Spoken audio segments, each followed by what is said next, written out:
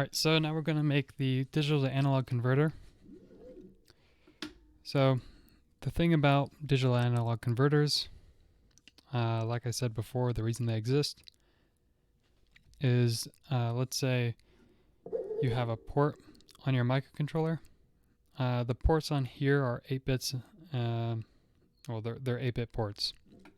So basically you have a control register that maybe just has some ones and zeros, like this.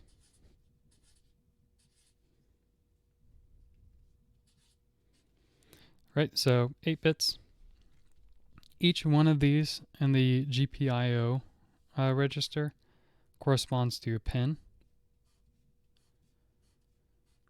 And these are physical pins that are sticking out of the board. This first bit 0, if it's a 1, then you have the high voltage. It's just tied directly to the high voltage on here. So this becomes 3.3 volts. This one is 0, 0, 0 volts, 0 volts, 0 volts, and 0 volts just because it's ground and we're labeling that as 0. 3.3 volts, 0.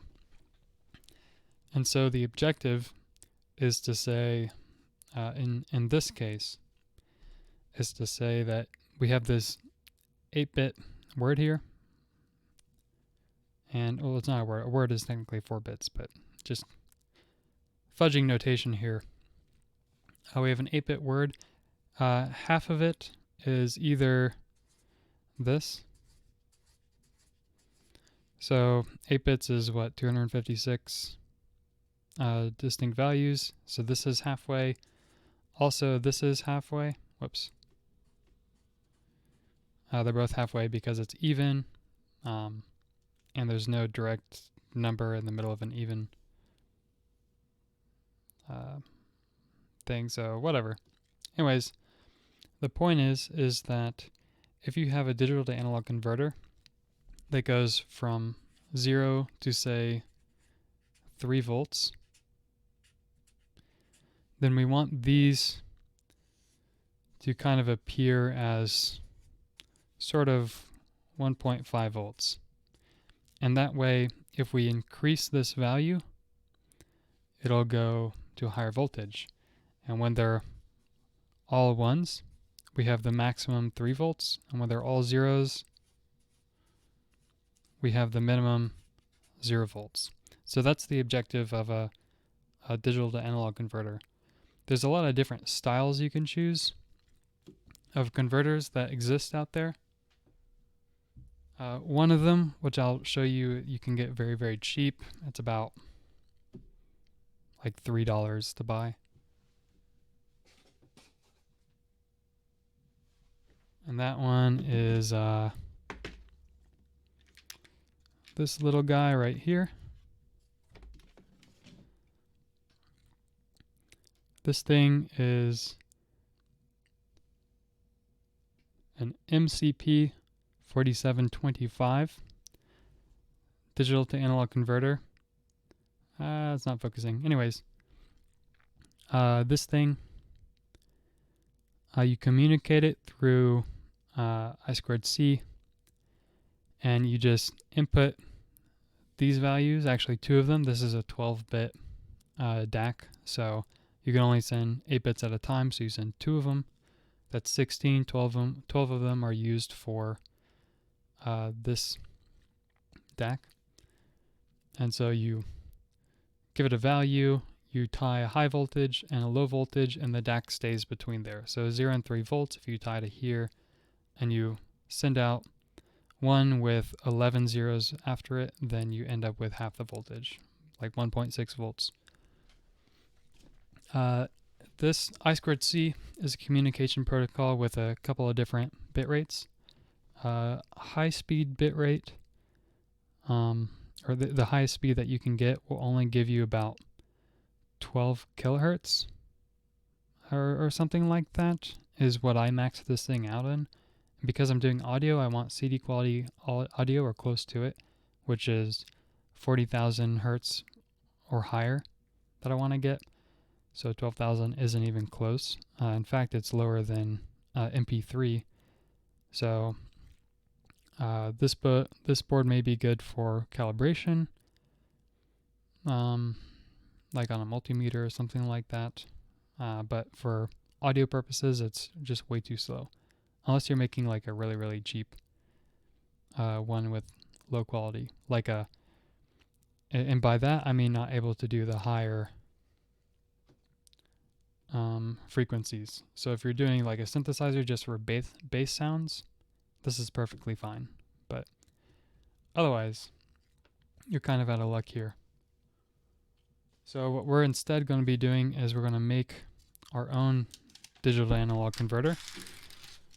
And it's actually going to be an R2R ladder. That's R2R ladder is what it's called. These are resistor values. So let's say this is going to be R equal to 1 ohm. Then you can build the resistor ladder in this way. That is, you have your control registers. So control register from most significant bit 1 has 8 bits. So 1, 2, 3, 4, 5, 6, 7, 8. And then you have ground here. And you have an output here. And basically what you do is you have resistor values from here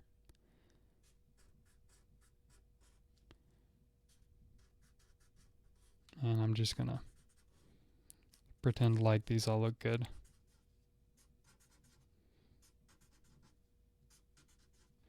All these resistor values, and one here, these are all the value of 2R.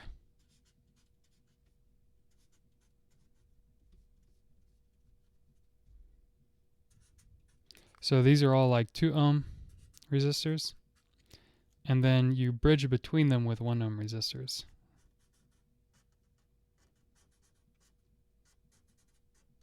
And so forth.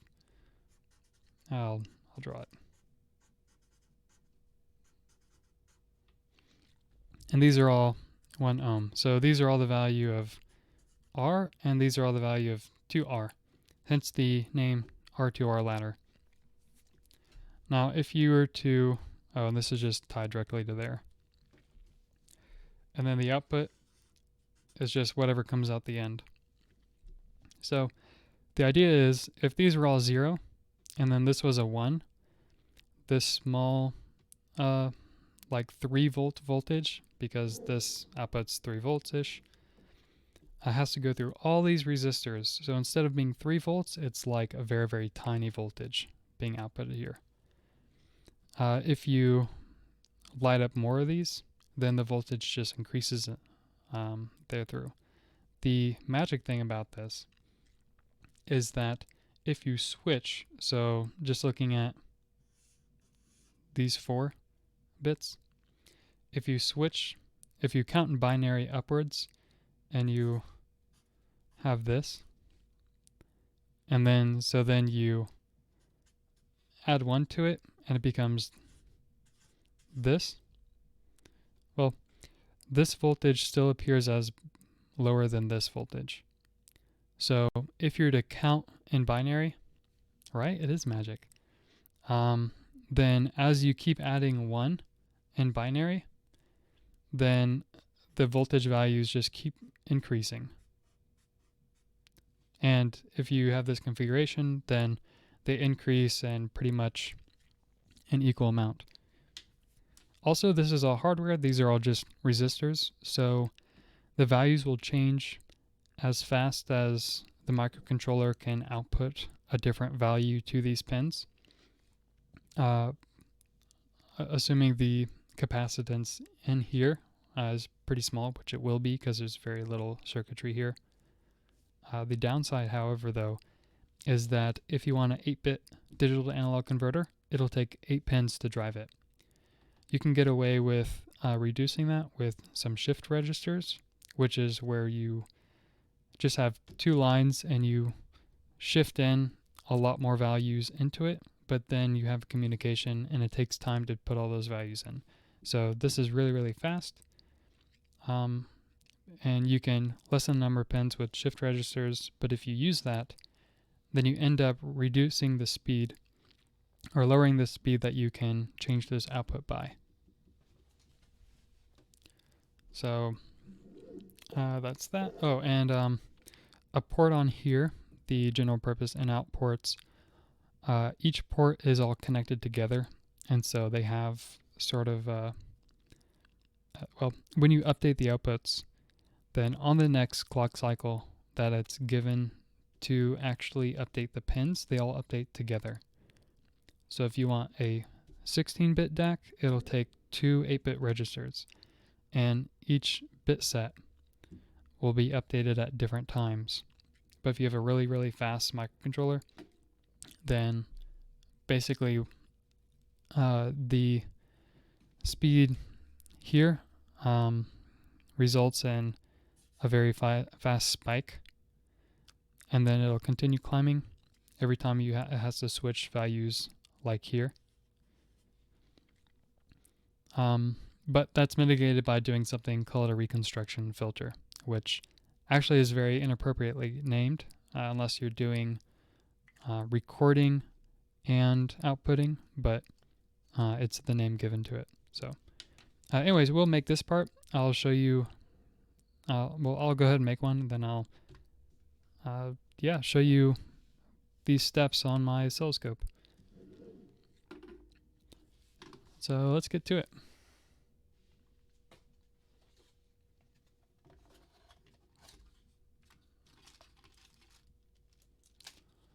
Oh, also, because of the small steps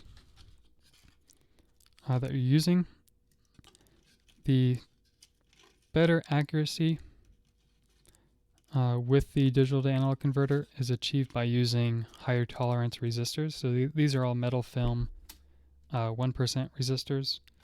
If you use the normal ceramic 5 ohm or 5% resistors, you may end up not doing too well. So we're just going to make an 8-bit DAC. So we're going to need 7 of these 1k ohm resistors and 9 of these 2k ohm resistors. So I'm going to use almost all of them.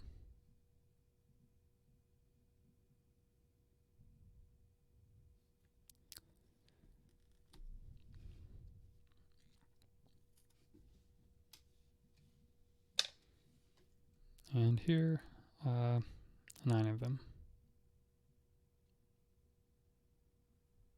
Oops, I mean 7. Also, I chose these values, 1k ohm and 2k ohm, and I've already run the values. I forgot what they were, but these values you do have to choose carefully, because if you choose way too high values, then you have to be very, very careful on your reconstruction filter, because it could take a long time to charge the capacitor in the reconstruction filter, because, well, these output between 0 voltages, whatever the ground level is on your microcontroller, and then the highest voltage. Well, none of that is 0 volts, but an audio signal centers at 0 volts and is an AC signal. So if you're hooking up to an amp or something, and all these resistor values are way too high, then your DC blocking filter that just converts your AC-DC combined signal to a straight AC signal will take time to charge. Now that's not an issue if you're connecting it to like a recording piece of hardware or something like that. But if you're connecting it to an amp, during that entire period of charging the capacitor, you have a DC offset on the end.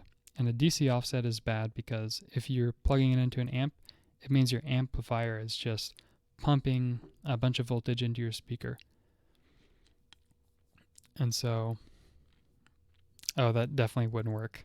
A 0 ohm resistor would be just a wire, which actually still has some resistance, but yeah, that would never work.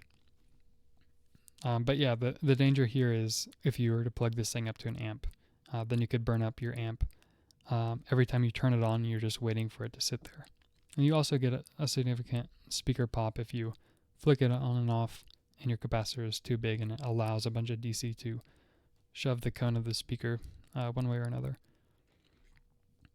And you don't want these too small. There's a greater danger of having these too small, and that's because on microcontrollers, the input is totally fine. If you have a pin set as an input, it's a high impedance input. So if you apply a voltage in the range, so 0 to 3.3 volts, then basically your current's always going to be very, very, very low. And current is what burns things up. An output, however, just connects one of these pins directly to the 0 volt ground or the 3.3 volt input. So there's no regulation of output current when you select output, basically. So if you select this output and these resistors are too low, then what ends up happening is that the resistance between, say, this pin and ground, if there's not enough resistance here, then this will pull way too much current and you'll just burn up the pin, and that pin will be permanently damaged and you'll never be able to use that pin on your microcontroller again. So to avoid burning things up, you choose a big enough resistance value. These, if they were all outputting at ones and doing the maximum output that they can, or you're alternating one, like your pins as, well, high, low, high, low, high, low, so that way every other one has the shortest path to a ground, then you don't exceed the maximum current draw limit for each individual pin, and the second thing is the maximum current draw overall of the microcontroller. There's two that you have to pay attention to. If you exceed any of those, then you'll either damage the pin or damage the microcontroller. So these are set so that way I could actually hook every single one of these pins up, all 48 something exposed on here. Not 48. How many are exposed? 20. There's a bunch exposed.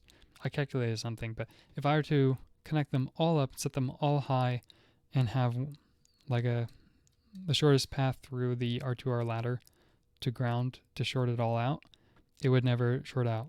The maximum voltage on each pin and on the microcontroller would not be exceeded. So that's why I chose them. Anyways, we're going to be making this R2R ladder on this board. And just to verify, let's remind ourselves what the resistance is.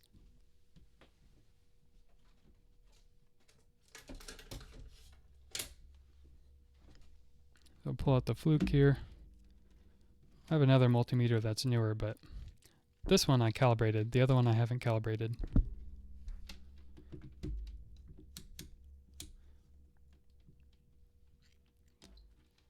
So I'm pretty sure these are the 2K ohm resistors.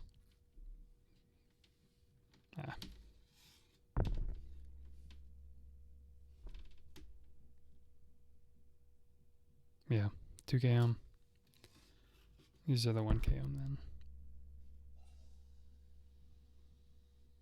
Yep.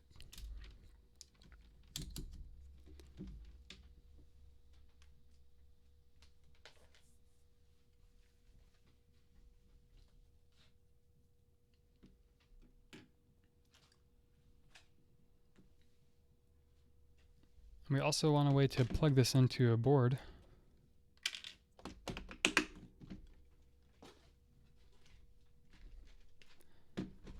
So what we're going to do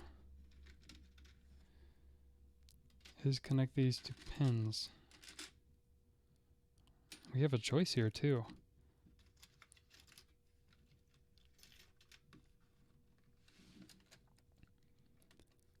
I want to be able to plug this board directly into a breadboard, so we're going to use male pins. And can I do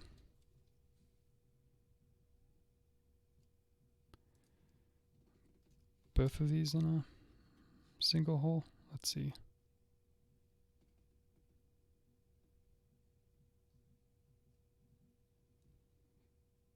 Thanks.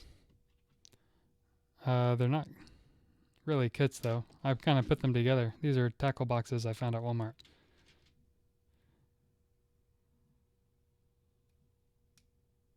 Oh, I can do that. Okay.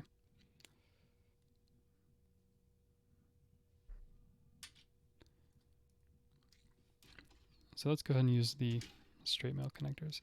This is an 8-bit DAC, so we need 1 pin for ground, 8 pins for the registers, and I'm going to do 2 at the end just for the output / connecting to other stuff. So that's 8, 9, 10, 11 that we need. So 1, 2.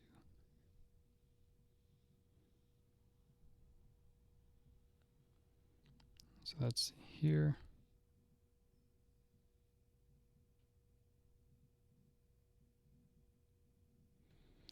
Yep.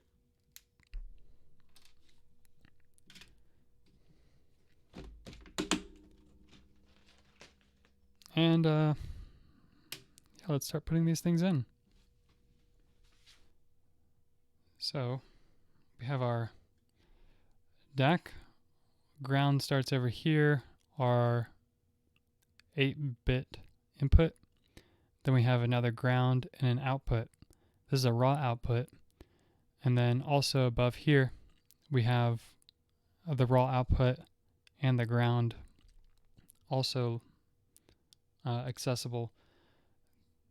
So down here will be a raw output, and then these will eventually go to the reconstruction filter, which will ultimately give us the final output sound that we're actually going to use. But yep, that's it.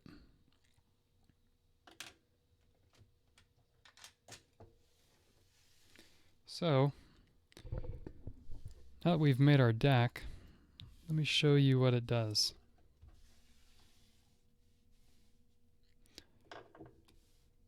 And here we're going to be able to use our oscilloscope too. There we go. Alright, cool. So we'll just stick our DAC down here. Then we have our microcontroller. So for this, I'm just going to choose one of the ports. I'll find one that has all of them. I think 4 has all of them.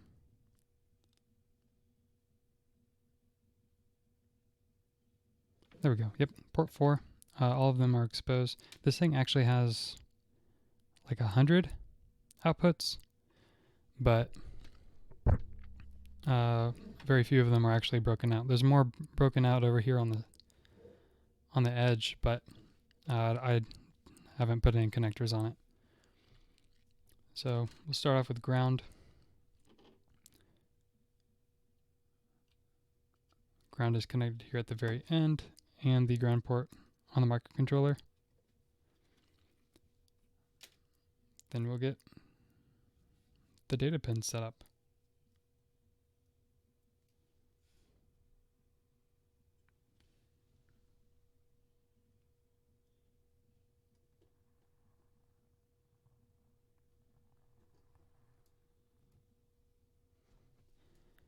All right. The least significant bit is closer to the ground and far away from the output. So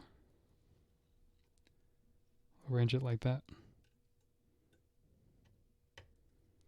And these are labeled port 4. It starts with P4 point and then a number. P4.0 is the first bit. P4.1 is the second bit, and so forth. Yeah. This thing is on. You can connect pins and stuff. I mean, this isn't going to anything. I've already established that these resistors aren't enough to short anything out, so we're just going to connect away. Just make sure that if you have metal around, you're not going to start connecting pins accidentally. Then these other four for the 4 most significant bits. Alright, and the ground, put that back. The output, we're going to leave off to the side. And the reason why is because I'm going to show you on the oscilloscope. So let's go ahead and connect that all up. And so that's all set up. So keep this in mind. I'm just going to move it off to the side, and then we're going to program a code that's going to output us some waves and stuff.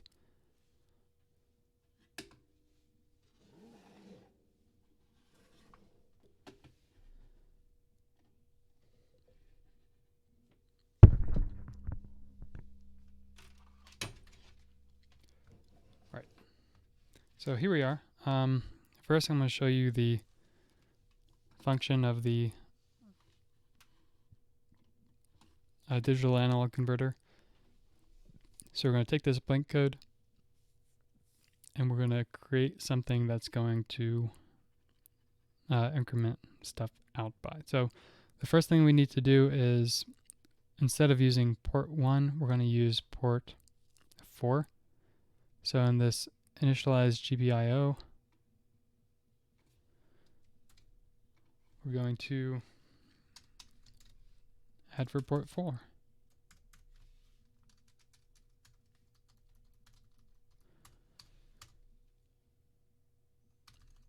Ooh, I didn't configure that right. It defaults to GPIO, but 4, 4, 4. 4 is going to be general purpose in out. The direction is going to be output. And we're going to just start with everything down. Or do we want to do that?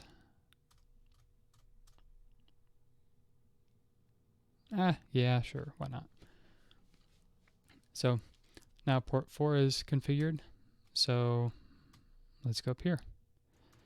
So now we're still going to blink port 1 just for fun. Port 4, however, P4 out. This time we're going to just add to it. So plus equals 1. And then we're also going to actually, you know what, let's do something slightly different. So we're going to name this digital analog converter out, DAC out. This is actually going to be incremented by 1. Also, we're limited to just an 8-bit DAC. Let's see. This will automatically roll over. And then we can go ahead in here and include that variable.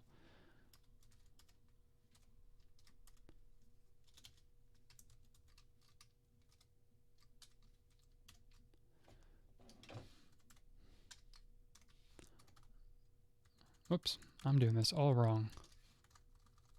So we're going to start at 0.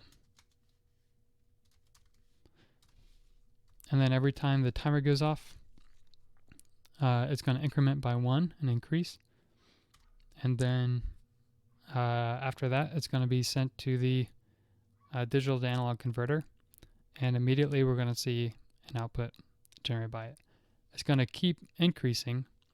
One thing to note is that once we get a full value that is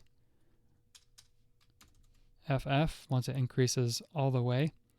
Next time we add 1 to it, it's going to become 0, 0. So it's just going to increase, increase, increase. So we have this. That's written. Everything's taken care of. Values are increasing 10 times a second, so it should take 20 seconds to go up. Let's increase that to now take like 2 seconds. So let's go ahead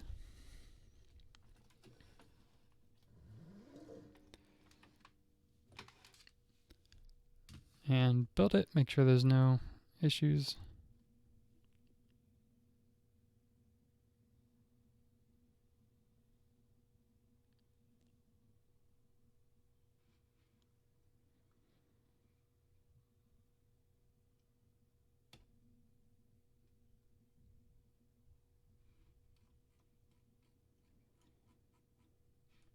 Yeah, cool.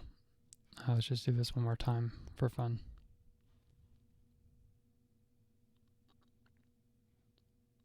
All right, it passed, loaded fine. So let's turn on the oscilloscope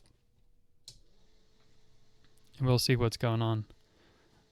While that's warming up, I'm also gonna maybe connect an output to this so y'all can listen to it. All right, so all I have to do is press go. Let me flip back over here. This is our setup. So actually, I'll let y'all check out the oscilloscope first while I'm setting this up. So I'll go ahead and hit go.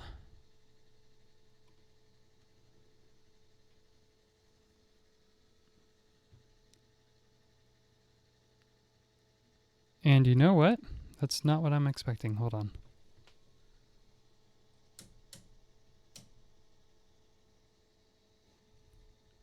Let's see, did I configure everything correctly? Yep.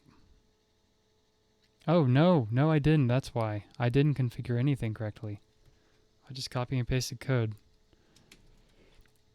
We're not just trying to output on the first pin, we're trying to output on all the pins. So these should be FF. F in binary represents 4 ones. So that's my issue. Sorry about that. Let's while that's building, let's move back over.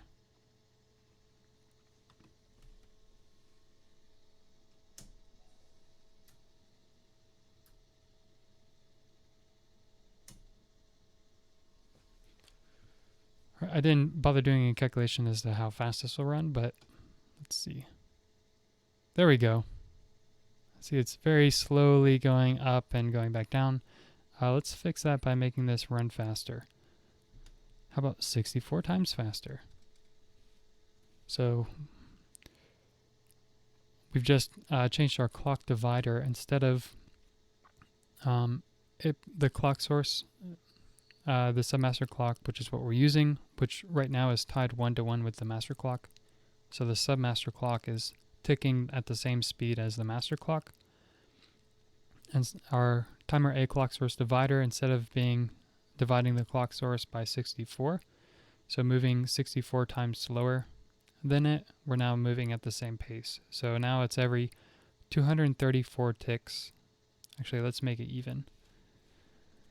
If I do this, 300, then it should be a saw wave that just rises and then drops back down, and that should happen at a frequency of 1,000 hertz. 1,000 hertz? 100 hertz? One of those. So we'll build it. Let's switch back over here to the oscilloscope cam.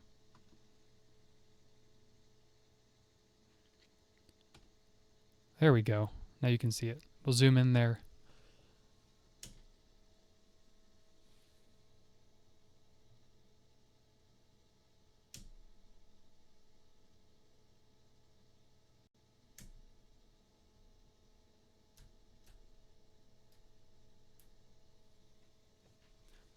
All right, so there you have it. We have a saw wave.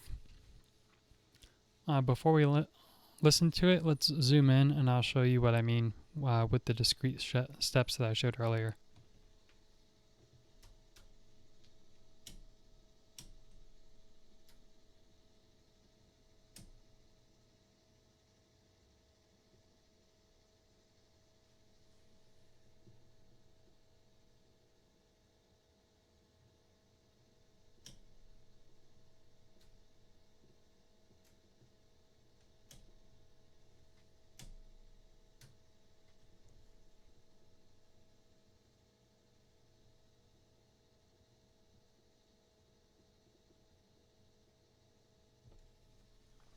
And there you go. Those are the discrete steps. There are 256 of them in a single wave. And so we can zoom back out here.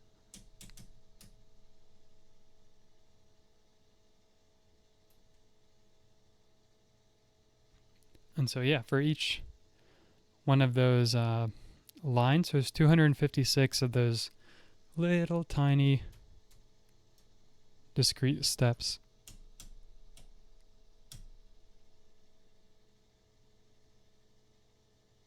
Isn't that great?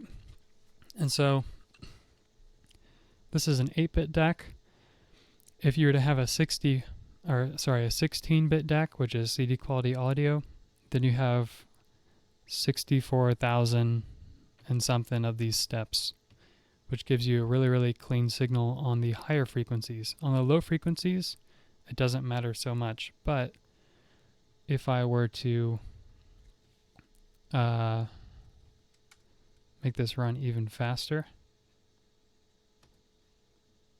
so I just changed the timing to be 10 times faster.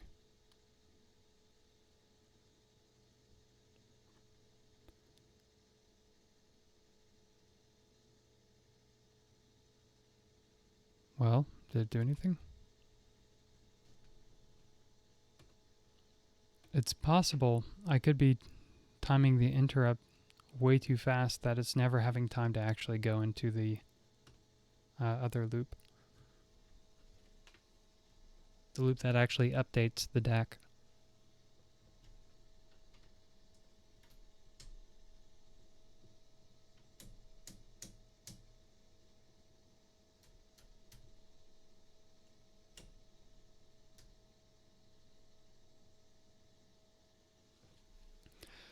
Yep, that was it.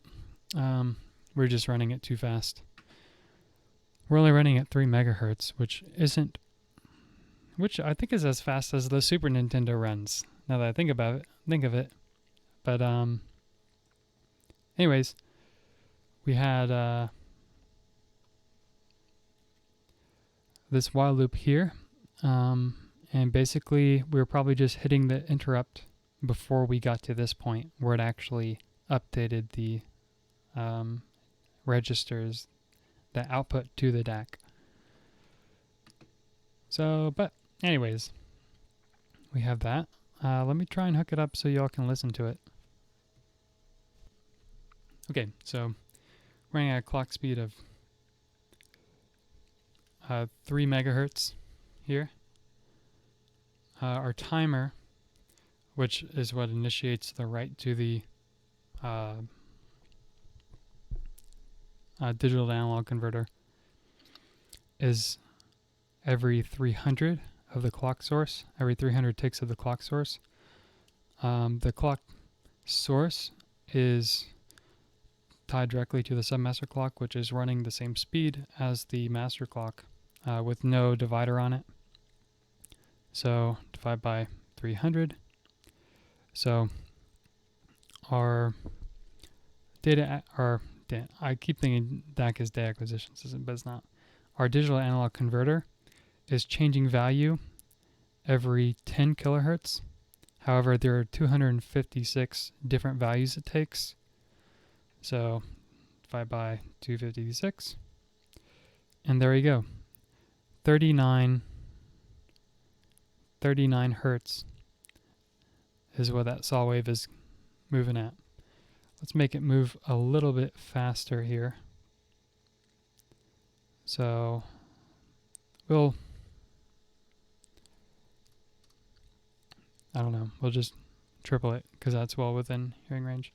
So I've just changed the timer is now 100. The timer updates every 100 or counts every 100. So that's 3 megahertz divided by 100 divided by 256.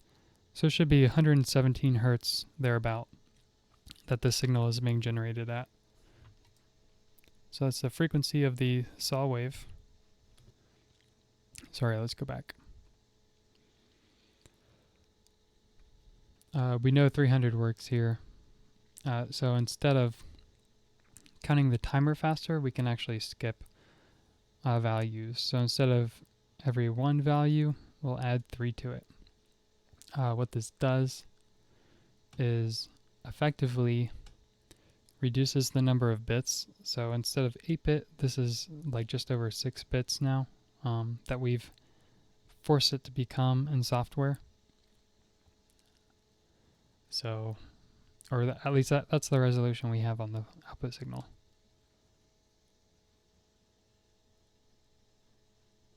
Yep.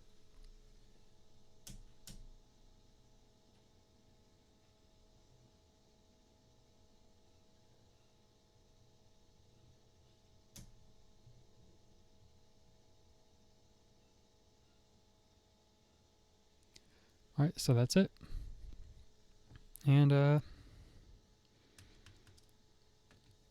we can also check to see if I'm right. It should be about 117 hertz. There we go. Turn this on to count frequency. 39 hertz. Is that true?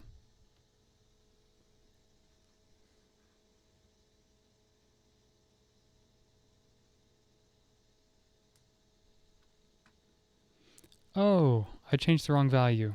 Okay. Sorry. I changed the P1 out value. I didn't change this. So remember I said 39 hertz, I'll make it 3 times faster. So increment by 3. Let's upload that. Then it should be a lot. You should see 3 saw waves where there was 1. And there you go.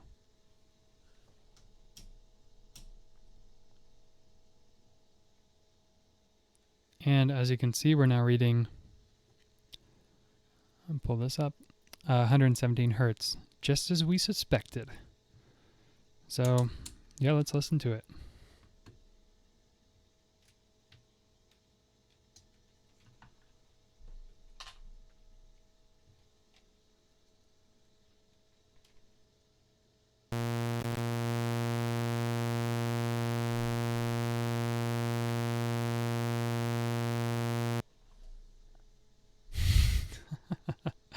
It does sound terrible, but that's what a saw wave sounds like. The next thing we can do is do a square wave. To do that, what we're going to do is we're just going to add this. I believe 8.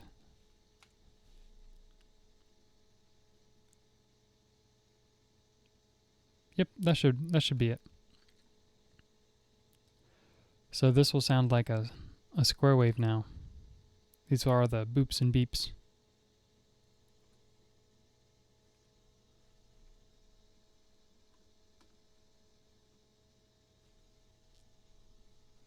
So this is what that looks like.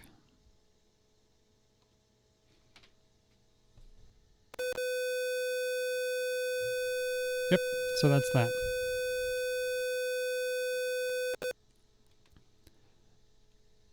And basically the name of the game for synthesizers is combining those very simple waves to form something much more complex. Today people think it's dubstep music, but think Van Halen Jump and all that. So I'll probably get to the reconstruction figure when we start actually talking about generating music. And that comes in handy when we talk about the limitations of how fast we can actually drive our microprocessor and update our sound values that are going to the DAC. Because the highest frequency it's able to reproduce, anything higher than that appears in the spectrum, which goes into some frequency domain stuff, which I'll explain later. But when you get into that, you want to get rid of the higher harmonics that appear simply because you're doing a digital to analog conversion, and it doesn't actually exist in the music you're trying to create except in the conversion process. But anyways, that's how to make a DAC. So next time I'll probably we'll start putting waves together and making better combinations of sounds that are much more pleasing.